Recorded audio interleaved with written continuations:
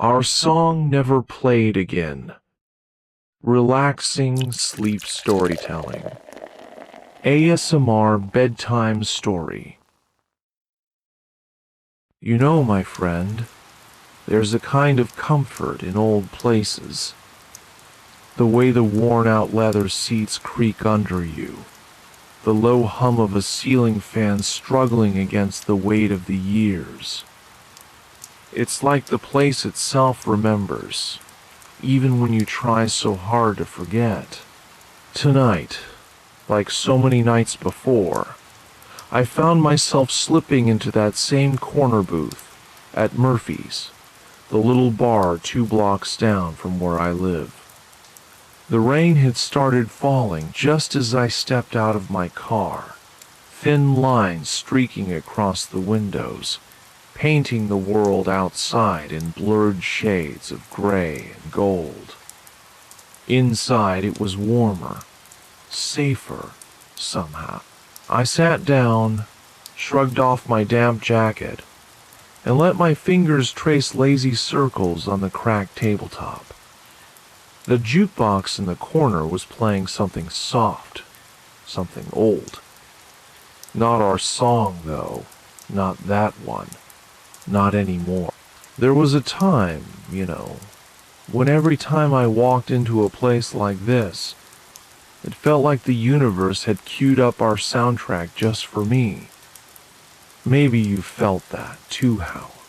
A single melody can wrap itself around your memories so tightly, you can hardly tell where the song ends and you begin. That's what it was like for us. For me and her. Funny thing is, I don't even remember when it started exactly. Was it the first night we met? The second? Or was it later, after late-night drives and morning coffees and the kind of long conversations that spill into dawn without you even noticing?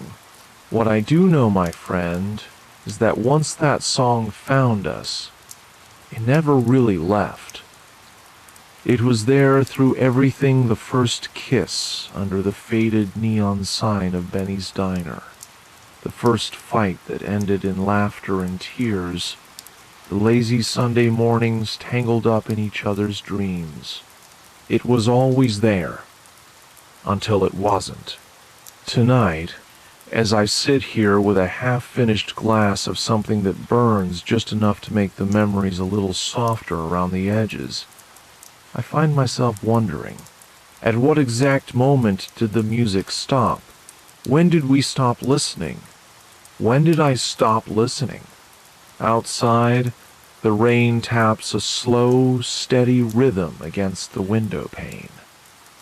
Inside, the bartender wipes down the counter with a rag that's seen better days. A couple of regulars sit hunched over their drinks, lost in their own quiet battles. And me? I'm sitting here talking to you, trying to remember the beginning of a song that once defined everything I thought I knew about love. So let me tell you the story, my dear friend. Let me tell you about the song we shared, and why it never played again. It was a Thursday night. Funny how some details fade, and others, they cling to you like second skin, I remember it wasn't too cold, just that perfect kind of crispness in the air that makes you want to walk a little slower, breathe a little deeper. We had just stumbled out of this little Italian place. On 5th Avenue Place was called Rossetti Shoulding. Hands like 2 kids who hadn't yet learned to be afraid of what might happen tomorrow. Our laughter spilled out onto the empty sidewalk, messy and bright, and for a moment, it felt like the world belonged to us. We weren't ready to call it a night yet. No, not even close. So we wandered down the street and ducked into this hole-in-the-wall bar. No name on the door, Just a cracked green neon sign that buzzed like it was trying to hum a tune of its own. Inside, there were only a handful of peephole timers nursing cheap beers, a bartender flipping a rag over one shoulder, a jukebox glowing softly in the corner. We slid into a booth, ordered 2 whiskeys we had no business pretending to like, and just talked. About everything, about nothing. You ever have a night like that, dear friend? Where the conversation just flows, like a river you didn't even know you were wading into. Then it happened.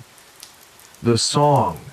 A few piano notes drifted out of the jukebox, soft and slow, like someone had cracked open a memory that didn't exist yet. Then the voices smooth, a little worn around the edges, like a favorite sweater pulled from the back of a closet. We both went quiet, her eyes gone. I can still see them sparkled in the dim light, and she tilted her head just slightly, like she was trying to memorize every single note. I didn't even realize I was holding my breath until she smiled and said, This is our song." I laughed, a little embarrassed, a little giddy. "We have a song now?" I asked. She just nodded. And from that moment on, it was true. No wedding bands, no official proclamations. Just a quiet, shared understanding that this piece of music, this aching, beautiful, imperfect melody was ours. You know, my friend, sometimes you don't choose the things that become important to you. They choose you, like stray cats, or thunderstorms, or late-night jukebox songs. That night, we must have listened to it 3 more times before we stumbled back out into the cool night air. Her hand in mine, the song playing somewhere deep inside my chest. Like a promise, like a prayer. It was supposed to last forever. We were supposed to last forever. But life, well, life has a funny way of playing its own music, doesn't it?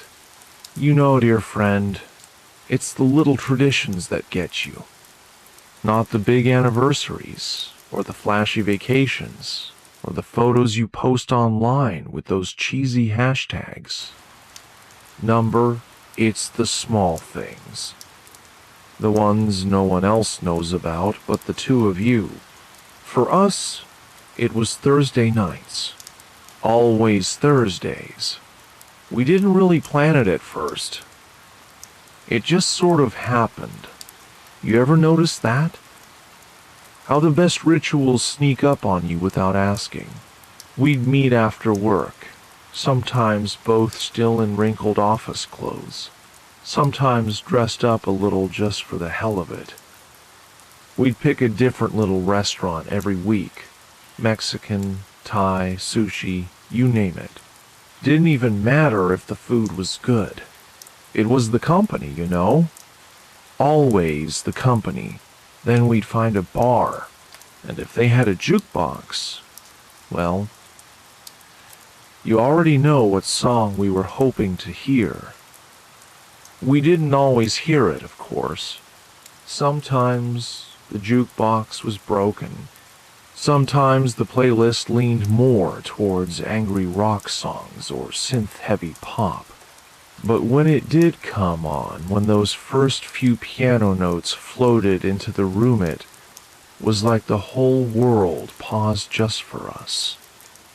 She'd give me this look, this secret smile, like we were the only 2 people in the universe who understood the joke.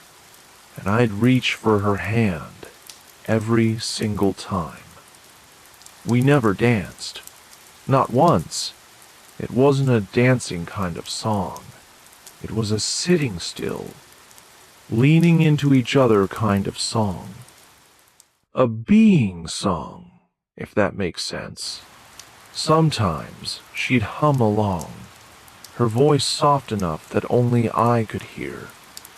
Sometimes I'd close my eyes and just listen, letting the music wrap around me like a worn blanket, smelling of rain and old books and her favorite lavender perfume. And always, I'd think, hold on to this. Remember this. This is what happiness feels like. We built a world out of those Thursdays. A tiny, perfect world, tucked away in the cracks of the ordinary. We thought it would last forever, like kids think summer will never end. But seasons change, songs fade, and sometimes people do too. Have you ever had a tradition, my friend, that you thought would be yours forever? One that slipped through your fingers before you even realized you were letting go? At first, the changes were so small, so quiet, I almost didn't notice. That's how it always starts, doesn't it, dear friend? Not with a bang, but with a whisper. One Thursday, she was late. Only by 10 minutes. No big deal, right? We all get stuck at work sometimes. Traffic, meetings running long, a spilled coffee disaster on the subway. It happens.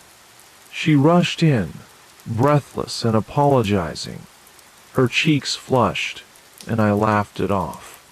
I remember telling her, "You're here now. That's what matters."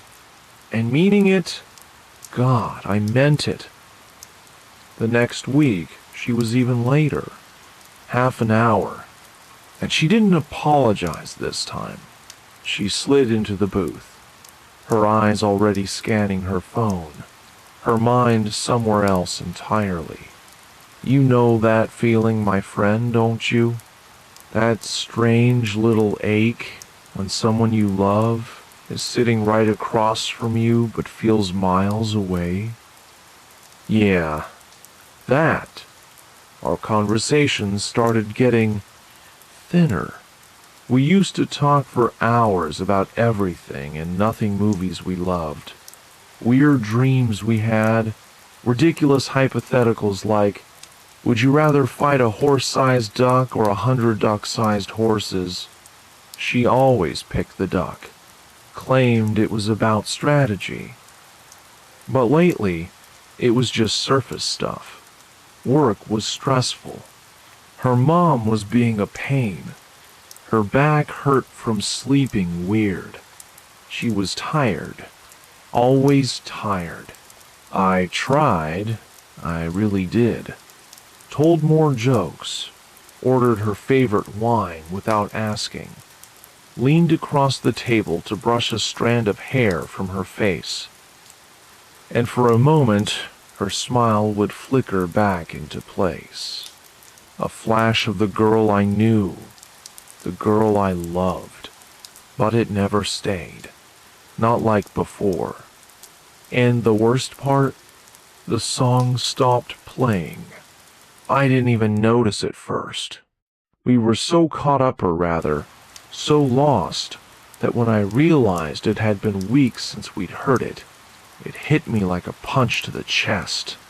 I remember sitting there one Thursday, the jukebox humming with songs I didn't recognize, staring at my beer, thinking, what happened to us? Have you ever felt that, my friend? That quiet, creeping dread that you're losing something precious, and no matter how tightly you try to hold on, it keeps slipping through your fingers anyway? Man, if you have, you know it's one of the loneliest feelings in the world. And me? Sitting there in that familiar booth, with her right across from me, scrolling through her phone like I wasn't even there. I had never felt lonelier. You ever have one of those nights where you just know something's about to break? Like the air's too thick, the light's too bright, and even your own skin feels a size too small. That was one of those nights, my friend. The bar was busier than usual. Maybe there was a game on, or a live band warming up for later. Whatever it was, the hum of voices felt louder, heavier. Everything felt off. She showed up late again, hair damp from the rain, mascara smudged under her tired eyes. No apology, just a quick kiss on the cheek that barely touched my skin, and she slid into the booth, pulling out her phone immediately. I sat there for a minute, swirling the ice in my whiskey glass, watching her thumb scroll endlessly. I tried to find words in a wordstow pull her back to me, but it felt like yelling into a storm. So instead, I stood up, walked over to the old jukebox. It had been there longer than either of us, the kind of machine that still took quarters and clanked when it changed records. And I found it, our song, still listed, still waiting. My hand hovered over the button. You ever hesitate like that, dear listener? Standing on the edge of something, knowing once you step forward there's no stepping back? Yeah, that moment was a lifetime. But I pressed it. I pressed the button. The first few notes filled the air, slow and sweet, like a ghost slipping into the room. I turned around, heart hammering against my ribs, waiting, hoping. She didn't look up. Not at first. It wasn't until the chorus that her head finally lifted. Her eyes met mine across the crowded room, and in that second, friend, I knew. There was no spark, no recognition, no smile. Just a blank, tired stare. She didn't remember. Or worse, she remembered and just didn't care. I stood there, the music wrapping around me like a cruel joke, and for the first time in all those years, our song hurt to hear. It wasn't a lullaby anymore. It was a funeral march. She turned back to her phone before the song even ended. And me? I stood there like a fool, listening to the last bittersweet notes fade into the noise. That was the night I realized our song would never be ours again. It belonged to the past now, like everything else we used to be. You know, my friend, there's a special kind of loneliness that lives inside a silent car ride home. Not the everyday, garden variety loneliness. No, this one's heavier. It settles into the cracks of your soul like rain seeping into broken pavement. That night, after she gave me a quick, distracted hug and mumbled something about an early morning meeting, I walked to my car alone. The rain had turned into a mist, just enough to blur the streetlights and make the whole world look softer maybe. Or maybe just sadder. I slid into the driver's seat, the leather cold against my back, and just sat there for a while. Didn't even start the engine. Just listened to the tiny patter of droplets on the windshield.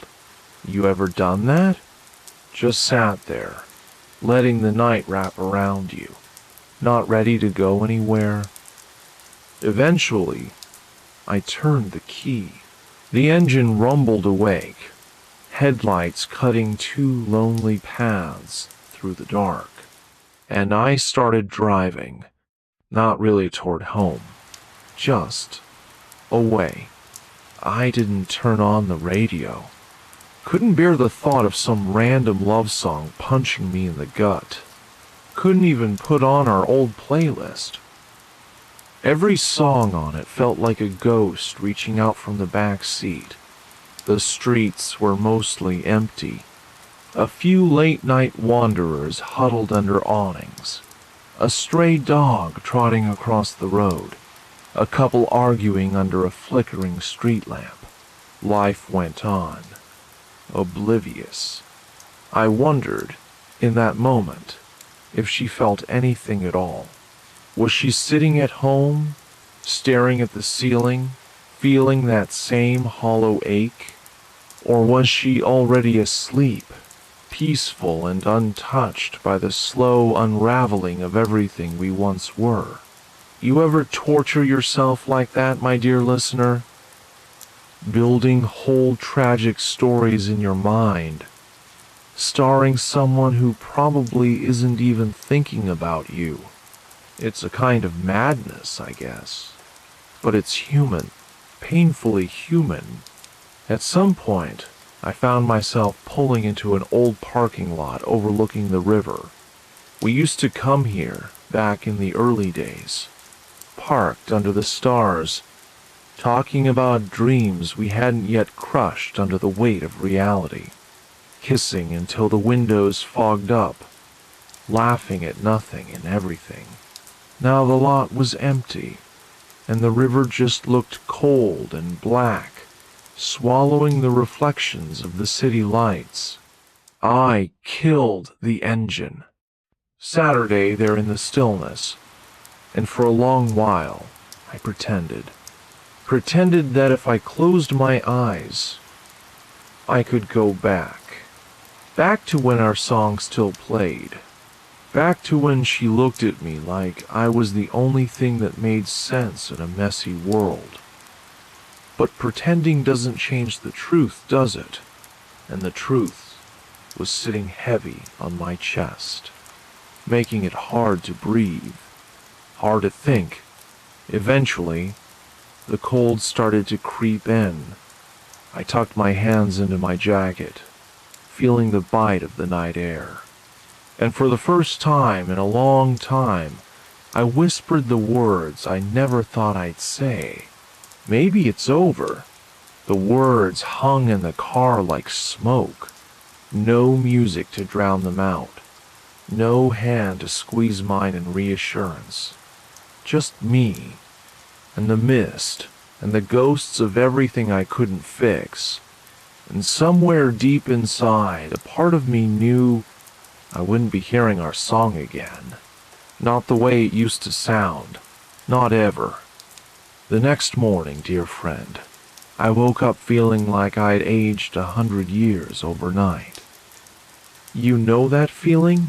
When even the sunlight feels heavy, like it's dragging you down instead of lifting you up? I rolled out of bed, went through the motion shower, coffee, pretending to check my email. But all I could really feel was this gnawing emptiness, like there was a hole punched straight through me. I knew I couldn't just sit around, stewing in it. So I did what any reasonable person would do in a hopeless situation. I cleaned. Yeah, I cleaned like a madman, scrubbing counters, wiping down windows, tossing old magazine. It was stupid, but it felt like maybe if I cleaned hard enough, I could scrub her absence right out of my life. That's when I found it. Tucked away in the bottom drawer of the old dresser, a small box, wrapped in deep blue paper, tied with a silver ribbon, and taped to the top, in her handwriting, was a tiny note. For when you need to remember, I swear, my hands shook when I touched it.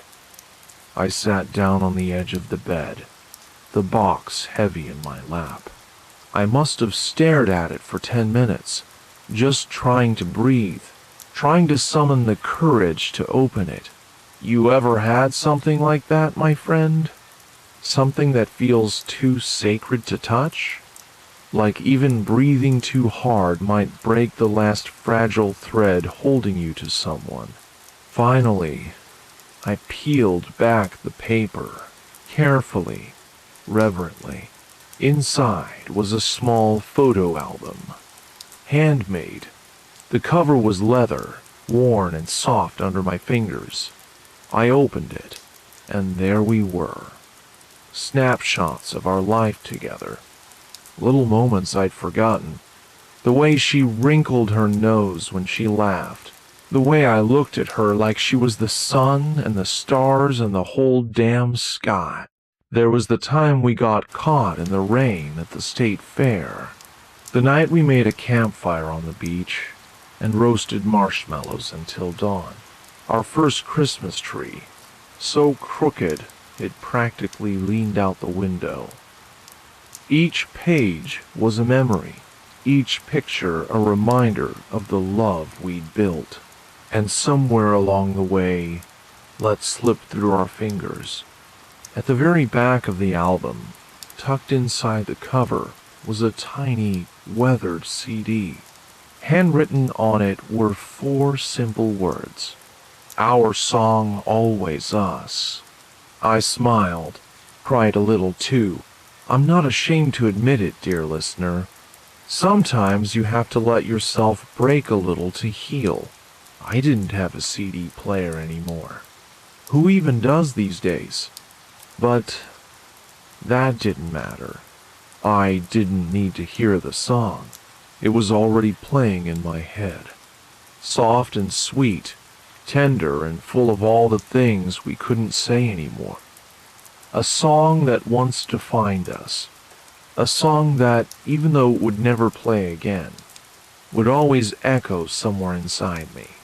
I closed the album gently, held it against my chest, and for the first time in what felt like forever, I let myself remember without drowning in it.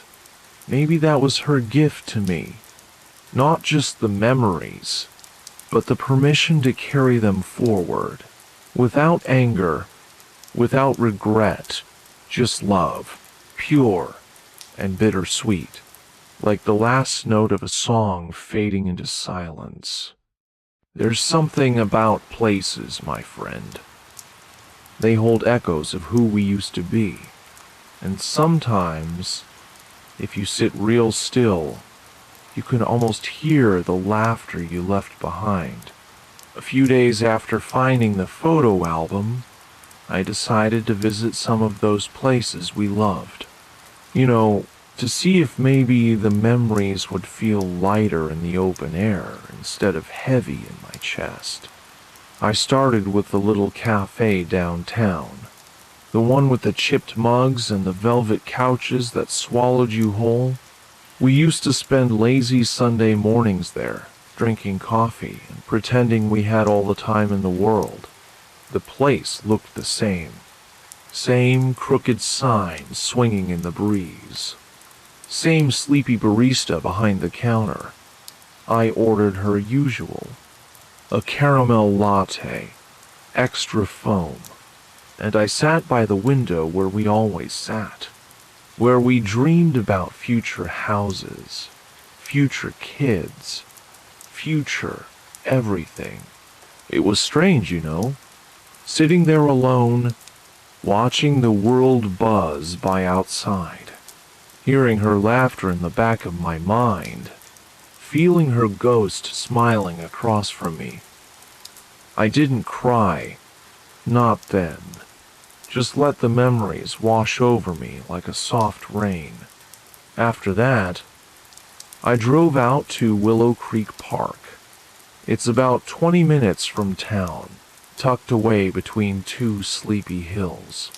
We used to go there on Saturday afternoons, spread a blanket under the old oak tree, and just exist. I parked the car and wandered down the familiar trail, the leaves crunching under my boots. The air smelled like pine and damp earth, and I swear, for a moment, it was like stepping back in time. I found our tree, still standing tall, its bark scarred with the initials of young lovers. I smiled when I saw ours carved clumsily but proudly near the base. A plus E. I traced the letters with my fingertips, feeling the roughness, feeling the years, feeling her. You ever do that, my friend? Touch something so old and yet feel it beating under your hand like a living thing? It's wild.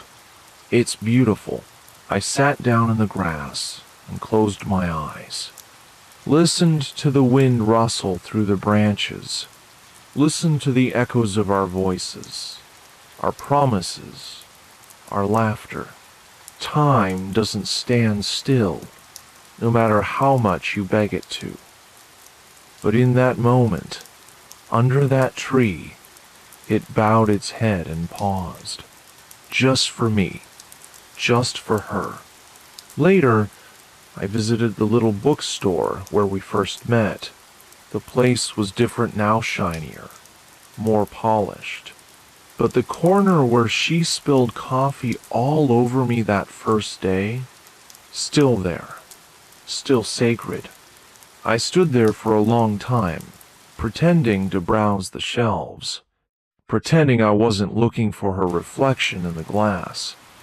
Funny how you can know someone's gone and still expect to find them waiting for you, right around the next corner. Eventually, I bought a book, one she loved, Wuthering Heights. Not because I wanted to read it again, but because holding it made me feel closer to her. Driving home that night, the city lights blurred into soft halos, and for the first time in a long time, the sadness didn't choke me. It just sat quietly beside me, a passenger I didn't mind sharing the road with. Maybe that's what healing looks like, dear friend. Not forgetting, not replacing, but learning to carry the weight differently, a little lighter, a little gentler, with grace. You know, my friend, silence has a way of speaking louder than any words. It fills the spaces you thought were empty and makes you realize they were never really empty at all. After that night visiting our places, I noticed the silence more. In the mornings when I poured my coffee, in the evenings when I locked the door behind me, in the middle of conversations when I wanted to say something only she would understand. It wasn't the absence of noise that weighed heavy. It was the absence of her laughter, her sighs, her humming under her breath when she thought no one was listening. I started leaving the radio on just to have something fill the apartment. Soft jazz mostly, the kind she loved. But no matter how many songs played, our song never did. Not once, as if the universe knew it would shatter me. You ever felt that, dear listener? Like the world conspiring, gently and cruelly, to protect you from yourself? Some nights I would sit by the window, watching the rain slide down the glass, a glass in hand, swirling the amber warmth of whiskey, and I'd remember the nights she used to curl up beside me, her head on my shoulder, whispering nonsense stories about faraway dreams. I miss that, more than I could say. Funny thing is, you get so used to someone being there, you forget how much noise love makes. The small things, the tapping of her fingers on the table, the clinking of her bracelets, the way she whispered, "I love you," like it was the easiest thing in the world. And when it's gone, that silence becomes a living thing. It sits with you at breakfast. It follows you down the street. It crawls into bed with you at night. But you learn to live with it. You have to, because ignoring it only makes it louder. One evening, after a long gray day, I decided to face it head on. No music, no distractions, just me in the quiet. I turned off every light except for a small lamp by the couch. I poured myself a drink, and I sat down, waiting. At first, it was unbearable. The ticking of the clock was like a drumbeat against my ribs. The hum of the refrigerator sounded like a freight train. Every creak and groan of the old building felt like a voice calling out her name. But then, something shifted. The silence stopped feeling like an enemy. It started feeling like a companion, not a replacement. Never that, but a reminder. A gentle nod to everything we were and everything we lost. I closed my eyes and listened. Listened to the way the world kept spinning without her. Listened to the way my heart, broken as it was, kept beating anyway. Have you ever done that, dear? Just sat with your own broken pieces and realized they still shine in the dark? Maybe even more beautifully than before? It's a strange kind of peace. Not the peace you wish for. Not the peace that feels easy. But the kind that comes after the storm, when the air is thick and sweet, and the world feels new and raw and real. That night, I didn't cry, didn't rage, didn't beg for her back. I just sat there, alive, broken, grateful. Because even though our song would never play again, it had once played, and it had been beautiful.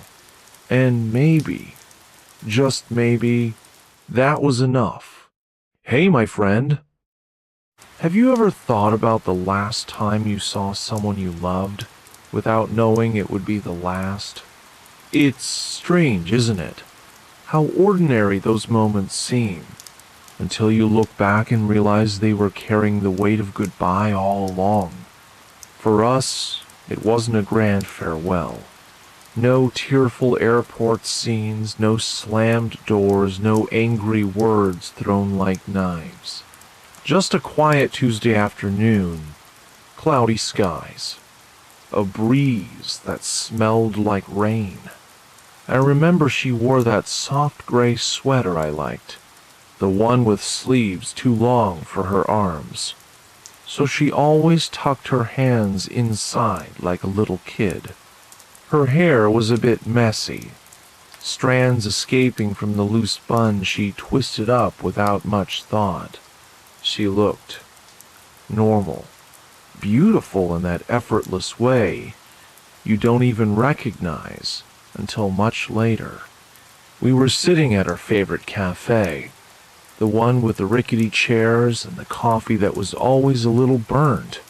She was stirring her tea absent-mindedly, the spoon clinking against the ceramic, and she said, "I might not make it next Thursday." Just like that. And I didn't think much of it. I smiled and said something stupid like, "We'll catch up the week after." Dear one, have you ever lied without meaning to? Promised tomorrow like it was a guarantee? I did, right there. We talked about nothing important after that. Books, weather, some new movie coming out. The kind of filler conversations you have when you're comfortable, when you think time is endless. She hugged me before we parted. A quick, tight squeeze. Not unusual, not desperate, but there was something in it. Something I missed. Something that, if I had been paying better attention, might have told me everything I needed to know. She smelled like vanilla and fresh rain. She always did. And then she walked away. No dramatic glances back. No lingering goodbyes. Just Gone. I didn't know it then, but that was the last time I'd ever see her. Funny how the brain works, isn't it? How it traps every tiny detail of those final moments. The scuff of her boots on the sidewalk, the way her sweater lifted slightly in the breeze, the sound of her laughter as she answered a call, burned into me forever. Sometimes I wonder, my friend, if she knew, if she had already decided, if she had already accepted what I was too blind to see. It wasn't that she didn't love me. I know she did. But sometimes, love isn't enough. Sometimes life pulls you in different directions, no matter how tightly you're holding on. I sat there long after she left, finishing my coffee, staring at the empty chair across from me, feeling oddly unsettled, without knowing why. Like a part of me had shifted just slightly, but enough to throw everything off balance. The rain started soon after, soft at first, then heavier, drumming on the windows, soaking the sidewalks, washing the world in silver and gray. I pulled my jacket tighter around me and walked home, alone. And the next Thursday, when I showed up at the booth by the window, she wasn't there. I waited and waited, telling myself she was just running late, that she would come bustling in any minute, apologizing, blaming traffic or a meeting that ran too long. But she didn't. And the Thursday after that, still no sign of her. That's when it hit me. Not all at once, but in pieces. Sharp, small shards of realization that lodged themselves deep inside. She was gone, truly gone. Not just for the day, not just for the week, but gone. And our song?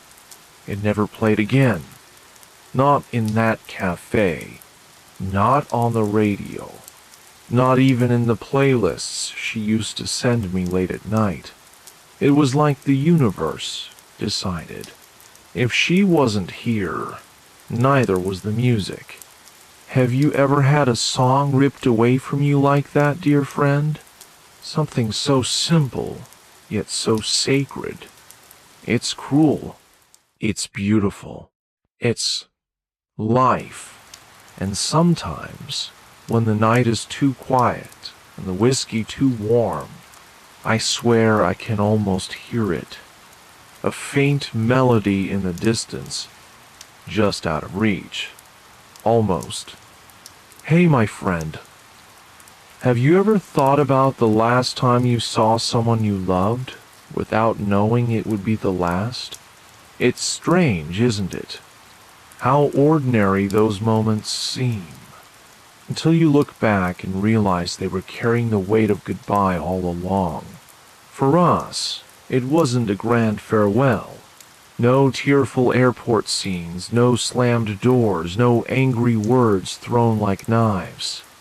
Just a quiet Tuesday afternoon, cloudy skies, a breeze that smelled like rain.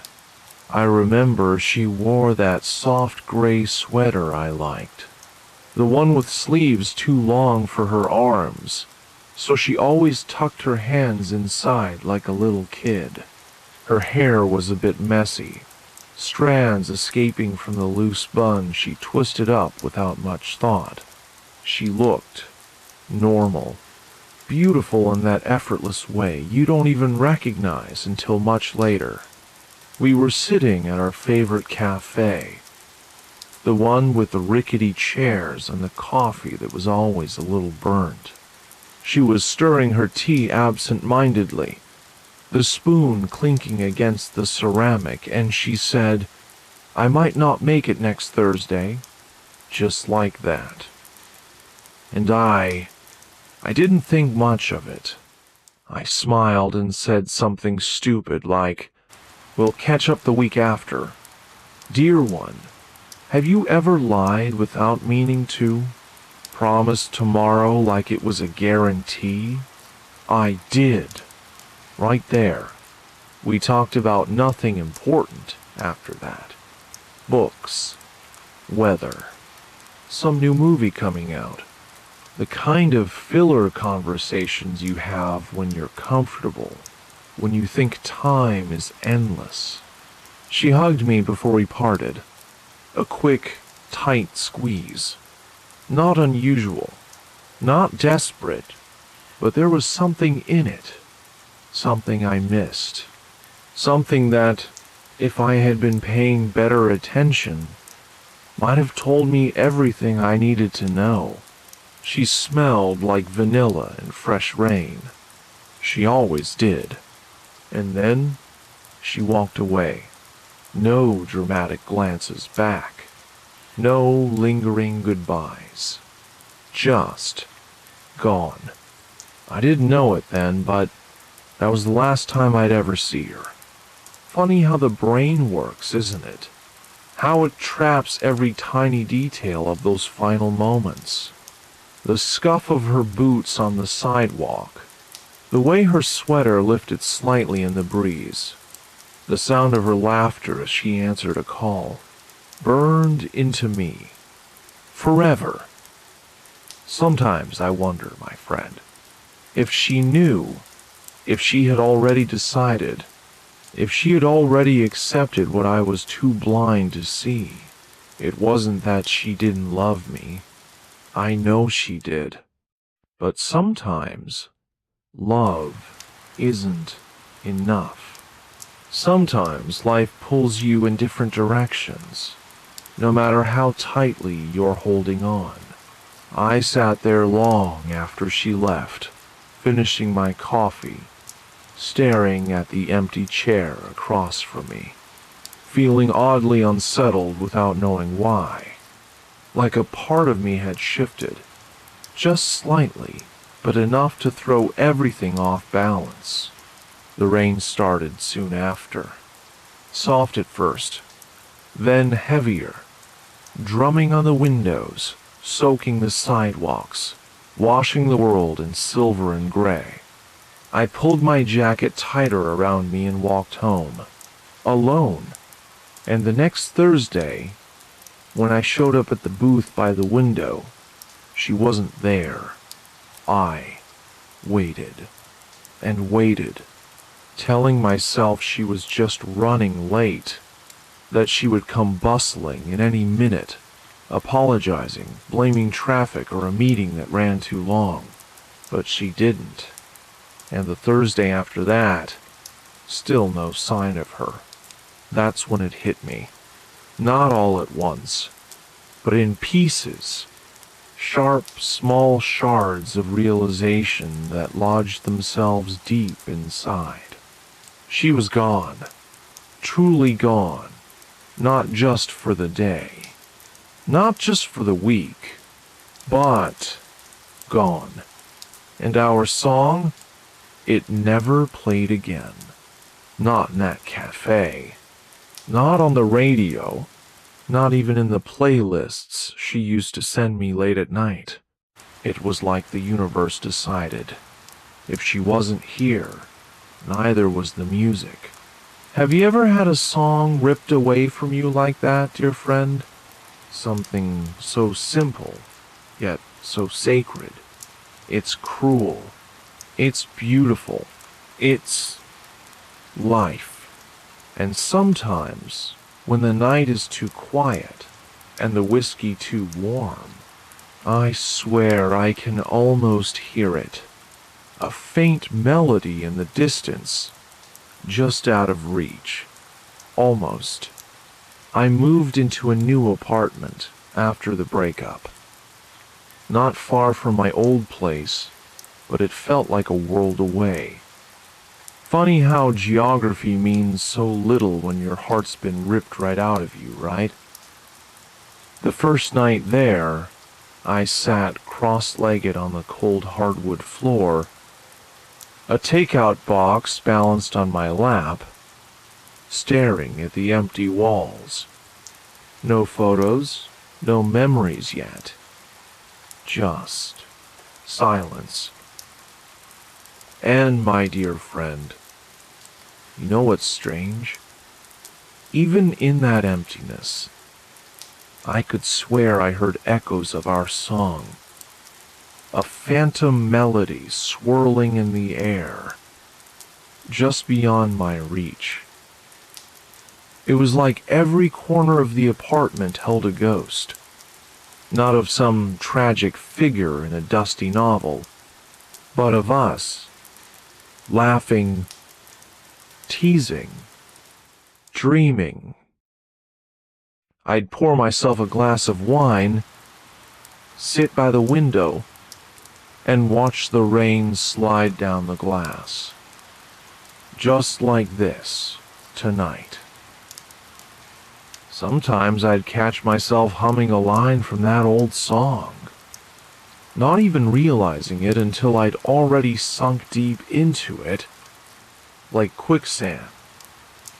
Have you ever, my friend, had a memory so strong it feels like a living thing, breathing in the dark, waiting for you to notice it? That's what those nights were like. A quiet battle between forgetting and remembering, between wanting to heal and secretly hoping the pain would stay just a little longer. You know, healing isn't clean. It's messy. It's stubborn. It refuses to follow a neat little calendar. I wanted to move on. I really did. But she was everywhere. In the way I'd instinctively set 2 plates on the table. In the way I'd glance over my shoulder, expecting her smile. And every time I thought about putting on music, my hand would freeze over the playlist.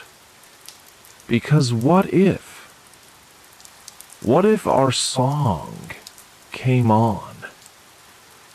Dear listener, can you imagine that kind of fear? That even the sweetest thing you once loved could turn into a dagger when you weren't looking? So I sat in silence, night after night, afraid to press play, afraid to let those ghosts waltz out of the shadows. Sometimes, when the wind rattled the windows just right, it sounded like the faint strum of a guitar. Our song, teasing me from another life. I used to think time healed everything. Maybe you've heard that too, my friend. But what they don't tell you is that time is a terrible housekeeper. It leaves dust in the corners. And memories, especially the good ones, hide in those dusty corners, waiting for a rainy night, a broken heart, a lonely soul sitting by a window. Just like tonight. There's this little coffee shop, 2 blocks down from my new place. You know, the kind worn leather chairs, the smell of burnt espresso in the air, and a chalkboard menu that's way too ambitious for its own good. One Thursday afternoon, I wandered in, mostly just trying to get out of the rain. My coat was soaked through, my shoes squelching with every step. Real glamorous, right? I ordered a black coffin-oathing fancy and found a spot near the window. Always the window, my friend. There's something about watching the world move on without you that feels oddly comforting. As I sipped the bitter brew, I noticed a woman at the next table, curly brown hair tucked into a messy bun, a paperback novel in one hand, a chipped mug in the other. She looked up at me and smiled. Not one of those forced, polite smiles you throw at strangers, but a real one. Warm, open, and let me tell you, dear friend, after months of feeling like a ghost in my own life, that smile hit me like a freight train. We didn't speak at first, just shared a kind of silent, soggy camaraderie. Two souls seeking shelter from more than just the weather. A few minutes later, the barista fumbled the music playlist, and a soft melody spilled out of the speakers. Not our song, thank God, but something close. Something with a lazy guitar and a voice that sounded like heartbreak wrapped in velvet. You know the kind, don't you? I caught her tapping her foot to the rhythm. Without even thinking, I tapped along too. And just like that, we were connected. A thin, fragile thread.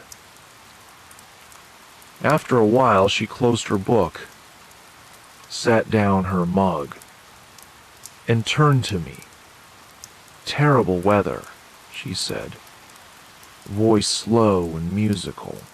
Yeah, I chuckled.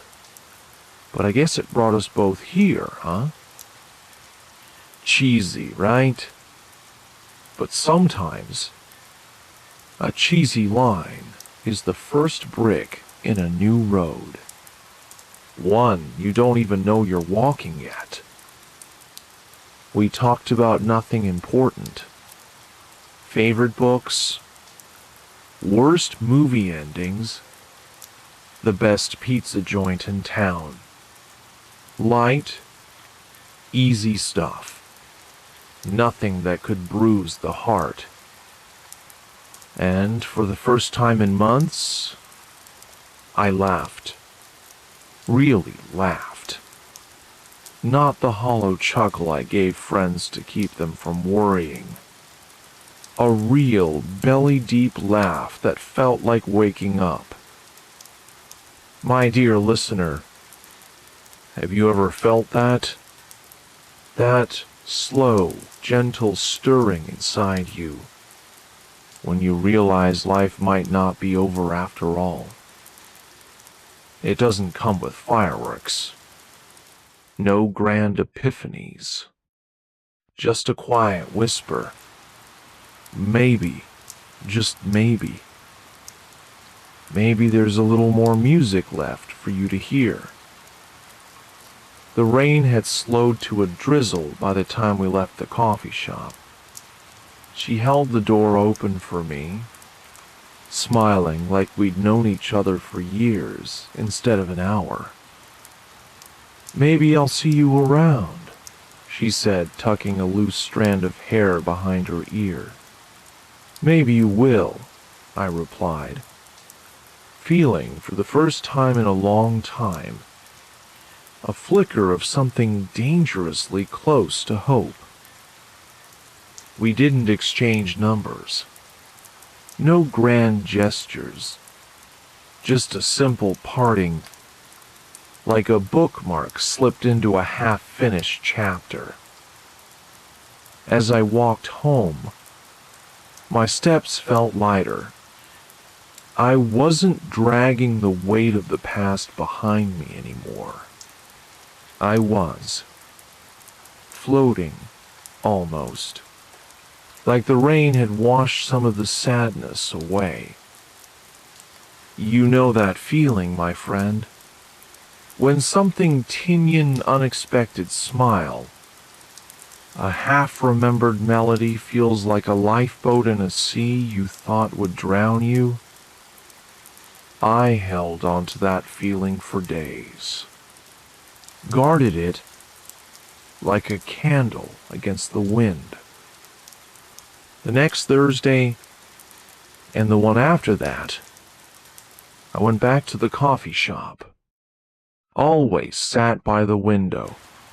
Always ordered the same bitter coffee. Sometimes she'd be there. Sometimes she wouldn't. But somehow, it didn't matter. Just knowing the possibility existed was enough to keep me coming back. One afternoon, the Baristan old guy named Frank, who looked like he'd been pickled in coffee beans, nodded toward the corner where she usually sat. "You waiting for that book, lady?" he asked, wiping his hands on a stained apron. I shrugged, trying to act casual. "Maybe," Frank chuckled. "She's something, huh? Reads like the world's ending tomorrow." I smiled. "Yeah, something like that." Weeks blurred into months. Rain gave way to heavy summer air. Leaves turned the streets into a cracked mosaic of gold and rust. Through it all, our encounters stayed light, easy, like two planets orbiting the same sun, never quite colliding. You know, dear listener, there's a strange kind of intimacy in small talk. In the way someone's laugh lingers longer than their words. In the way their eyes crinkle when they describe their favorite childhood snack. Real connection hides in those tiny cracks between sentences. And oh, how I memorized every one of hers. One evening, the shop was nearly empty. She slid into the seat across from me. No book, no pretense. Just her and that warm, honest smile. "What's your song?" she asked suddenly. I blinked, thrown off. "What do you mean? Everyone has a song," she said, stirring her coffee absent-mindedly. "One that feels like it was written just for them. What's yours?" I froze, dear friend. My mind raced back to our song, the one that once defined love, and now defined silence. I used to have one," I said finally, "but I don't listen to it anymore." She didn't press, just nodded, like she understood the kind of scars that never quite heal. "Then maybe," she said, voice barely above a whisper, "you're due for a new one." My heart, fragile and foolish, dared to believe her. Maybe I was. The next time we met, the air smelled like baked bread and coming rain. You know that smell, my friend? Sweet and heavy, like the earth holding its breath. She brought a little portable speaker with her, tucked into a worn canvas bag. It looked like it had seen 100 road trips and twice as many beach days. "Today's the day," she said, grinning as she set it on the table. "We find your new song." I laughed, a little nervous, a little excited. "And how exactly are we doing that?" She tapped her phone, scrolling through a playlist. "We listen," she said simply. until something clicks. And so we did. Dear friend, imagine sitting in a nearly empty coffee shop, soft lamplight pooling like honey around you, the scent of coffee beans thick in the air, and music, sweet and tentative, weaving its way between two strangers. We played old rock ballads, sad country songs, wild indie tracks no one else had heard of. Some songs made us laugh, some made us sigh, but none felt quite right. Not yet. Hours passed like minutes. Frank the barista gave us a half-hearted warning about closing time, but we barely heard him. It wasn't about finding the perfect song anymore. It was about sharing tiny pieces of ourselves, one lyric at a time. At one point, she played an old folk tune. The guitar was soft, almost apologetic, and the singer's voice was cracked and full of years. Something inside me shifted, like a door, long sealed shut, creaked open just a little. I closed my eyes, letting the melody wrap around me like a worn blanket, letting it seep into the cracks I'd spent so long pretending weren't there. When the song ended, I opened my eyes to find her watching me, not with pity, but with something gentler, understanding maybe. You felt that one, she said softly. I nodded, couldn't trust my voice not to crack. And just like that, we knew. That was the song. Not flashy, not famous, just real. What's it called? I managed to ask. She smiled, a mischievous glint in her eye. You'll find out, she teased. But first, you owe me a dance.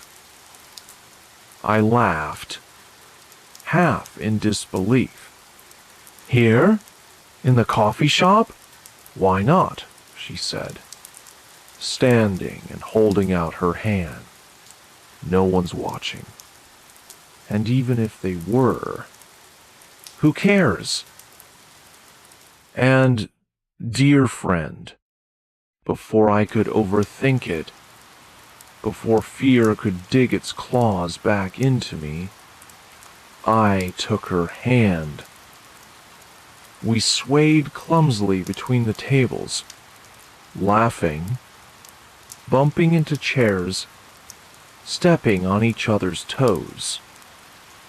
It wasn't graceful. It wasn't perfect. But it was ours. And somewhere, deep in the hidden chambers of my heart, a new song began to play. After that night, everything changed in ways so small, they were almost invisible at first. You know, my friend, real changes usually don't come with fireworks. They come with quiet moments, like a window cracked open just a little wider each morning. We didn't rush into anything. No grand declarations. No sweeping gestures straight out of a movie. Just little things. She started leaving notes. Tiny scraps of paper tucked into my coffee cup or wedged under the windshield wiper of my truck. Some notes were silly. Smile, grumpy pants. Some were thoughtful. You're stronger than you think. And once, after a really awful day at work, she left one that simply said, I'm proud of you. God, that one hit harder than I expected. I started doing little things too. Fixing the loose chain on her bike. Leaving her favorite candy on her doorstep. Making terrible playlists just to make her laugh. We weren't falling in love the way I'd imagined love would happen when I was younger. It wasn't all-consuming or dramatic. It was steady, gentle, like a river slowly carving a canyon. And honestly, after everything, that felt right. One night, sitting on the tailgate of my truck, looking up at a sky so full of stars it made my chest ache, she asked, Do you miss your old song? I thought about it. Really thought. I don't know, I said slowly. Maybe a part of me always will. But I turned to her. I think it stopped playing because it was time to hear something new. She smiled, tucking a strand of hair behind her ear. Good. Why? I asked, nudging her playfully. Because, she said, looking up at the stars again, I think we're writing a better song now. One that's not just about a moment, but a life. I didn't say anything. Just let the warmth of her words settle into my bones. You know, dear one, sometimes silence says more than any words could. And that night, under that endless, ancient sky, we both knew. We weren't just finding a new song. We were becoming it. The seasons started to shift. Summer, all golden evenings and warm winds, faded into a crisp autumn. You know that smell, my friend? The one of dry leaves and chimney smoke? It always makes me a little sentimental. We spent more evenings bundled up, sipping hot cider, telling stories about old scars and silly childhood dreams. Sometimes I caught her looking at me, this soft, almost puzzled smile on her face, like she couldn't quite believe we were real. Honestly, neither could I. I took her to meet my folks over Thanksgiving. My mom, bless her heart, pulled me aside in the kitchen after dinner, wiped her hands on a dish towel, and said, She's got kind eyes. Don't screw it up, son. I just laughed and promised I'd try. Christmas rolled around, and for the first time in years, I actually looked forward to it. Not for the presents, but for the mornings tangled up together, the terrible holiday movies, the way she laughed when I burned the cookies. We didn't talk much about the past. There was no need. We had found a kind of peace in just being present. You know, not dragging old baggage into every conversation. Still, on some nights, when the rain drummed soft against the window, I would think of that old song. I would wonder where she was me first love. if she ever thought of me, if the song had stopped playing for her too. But those thoughts didn't sting anymore. They were like old postcards you find in a drawer. Faded, worn, but still kind of beautiful in their way. One evening, in the middle of winter, we were slow dancing in her living room, barefoot and a little tipsy, when she whispered against my shoulder, "You feel like home." And my dear, let me tell you, that's when I knew. Love isn't always fireworks and grand overtures. Sometimes it's a warm living room, a silly dance, and someone who feels like home. Seasons kept changing. So did we. But the beautiful thing was, we were changing together. One chilly afternoon, while cleaning out an old drawer in my apartment, I found something that made me stop cold. It was a letter, folded neatly, sealed, addressed to Hermie First Love. I had written it after we broke up, but I never had the courage to send it. Funny, huh, my friend? How life keeps little souvenirs tucked away, waiting to surprise you when you least expect it. I sat down on the floor, the paper trembling slightly in my hands.